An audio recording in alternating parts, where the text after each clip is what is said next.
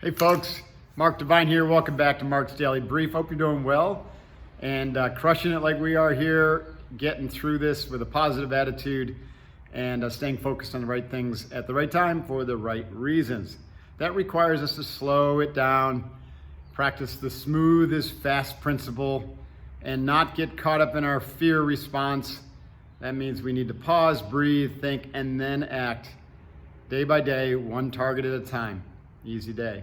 What I want to talk about today is my friend Vern Harnish of Scaling Up and also author of Rockefeller Habits talks about an alternative to the old SWOT analysis. This is both for leaders, and we're all leaders, as well as just anyone seeking to improve their personality, their personal life and their personality. The old school method was strengths, weaknesses, opportunities, and threats.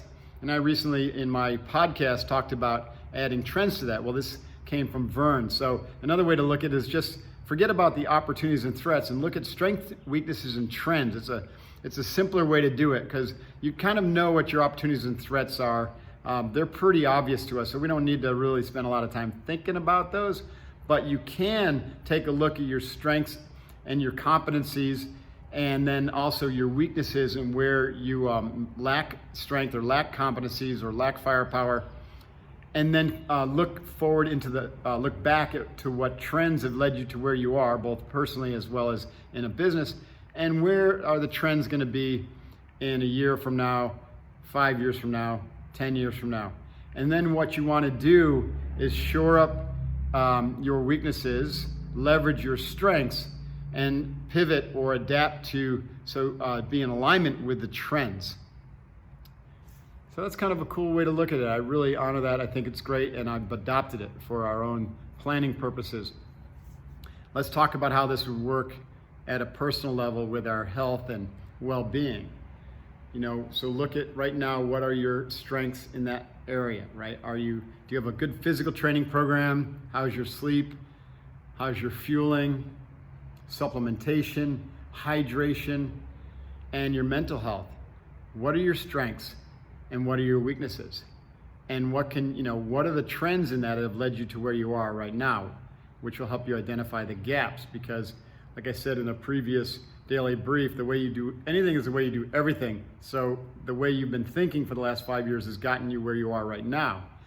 Well, do you want that trend to continue, or do you want your trend to look like in 3 to 5 years, like you're uber fit, you're super strong, you're indomitable in spirit, non-quitting spirit, and you're really positive and peaceful. You have great peace of mind. I think pretty much that list of attributes is something that no one would want to not have, or they'd shake a stick at it, because they're pretty solid.